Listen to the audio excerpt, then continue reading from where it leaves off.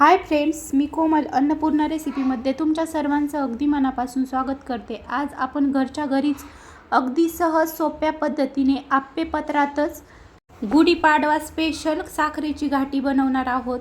बनवायला इतकी सोपी आहे की सहजच कोणीही बनवू शकेल आणि जास्त पसारा न करता फक्त 2 भांड्यात ही घाटी बनवून तयार होते।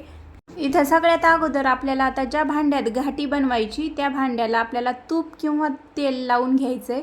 मी इथं थोडंसं तूप ह्या आप्पे पात्राला लावून घेते। तुम्हाला जर वाटीत किंवा ताटात घाटी बनवायची असेल तर तुम्ही त्या वाटीला किंवा ताटाला अशा पद्धतीने थोडंसं तूप लावून घ्या। ही तूप फ्रीजमध्ये ठेवलं होतं त्यामुळे थोडंसं असं घट्ट झालंय।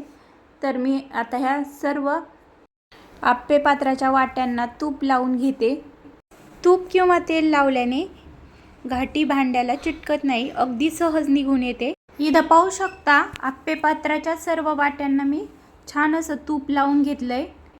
इथं लगेच अशा पद्धतीचा दोरा घेतलाय। हा दोरा असं जाड साईजचाच आहे।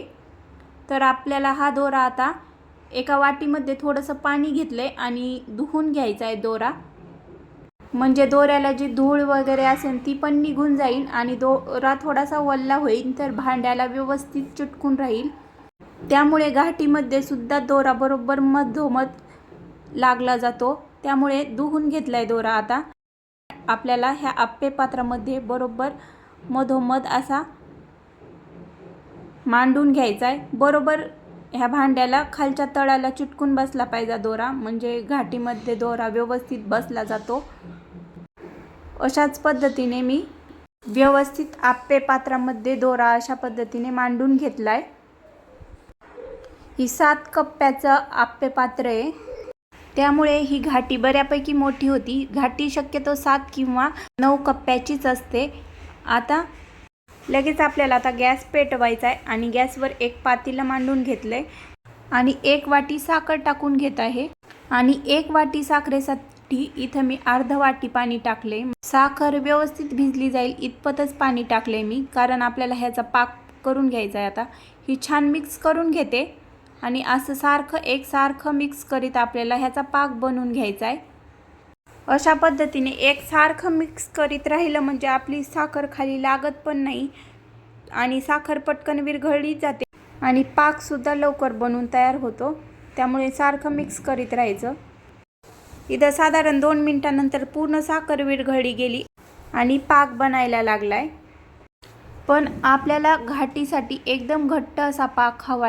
आता पाकाला छान उकळी आली आणि पाहू शकता अशा पद्धतीचा फेस आलाय। तर आपल्याला आता 1 ते 1.5 चमचा इथं दूध टाकून घ्यायचंय। दूध टाकल्याने काय होतं तर जी साखरेची मळी म्हणजे थोडाफार कचरा जो राहतो तो अशा पद्धतीने फेसाद्वारे वरती येतो।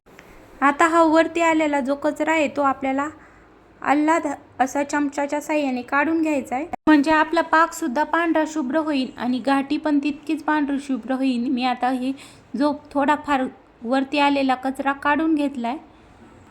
अशा पद्धतीने एक प्लेट घेतली आणि प्लेटीत थोडासा पाक टाकून घेते आणि थोडासा फुंकर मारायची पाकावर आणि एक थोडासा 2-3 सेकंदांनी पाक थंड झाला की आपल्याला अशी प्लेट थोडी तिरकी करून पाहायचं। रेलला नाही पाक तर समजून घ्यायचं की आपला पाक व्यवस्थित झालाय। आता लगेच आपल्याला गॅस बंद करून घ्यायचा आहे। एकदा पाक छान मिक्स करून घ्यायचा। इथं जास्त वेळ न घालवता लगेच आपल्याला हा पाक आता आप्पे पात्रामध्ये टाकून घ्यायचा आहे। त्यामुळेच आपल्याला अगोदर आप्पे पात्रांना तूप लावून घ्यायचं आहे, नंतरच पाक बनवायचा आहे, कारण ही प्रोसेस आपल्याला थोडीशी फास्ट करावी लागती। आता अशा पद्धतीने लगेच मी चमच्याच्या साहाय्याने 1 ते 1.5 चमचा इथं प्रत्येक आप्पे पात्रामध्ये पाक टाकून घेते, कारण पातेल्यातच असा जास्त वेळ पाक राहिला तर घट्ट होऊ शकतो। त्यामुळे लगेच आपल्याला आप्पे पात्रामध्ये अशा पद्धतीने पाक टाकून घ्यायचा। पाहू शकता पाक अशा पद्धतीचाच पाहिजे आहे, म्हणजे घाटी व्यवस्थित बनली जाते। आणि आपण थोडंसं दूध पाकात टाकल्यामुळे साखरेतली मळी पण निघून गेली आणि घाटीला मस्त पांढरा शुभ्र रंग आलाय।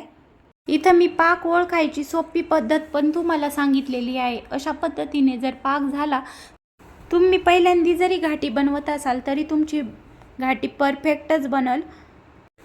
आता सर्व वाट्यांमध्ये मी पाक टाकून घेतलाय. बरोबर 1 वाटी साखरेत 1 घाटी बनून तयार होते.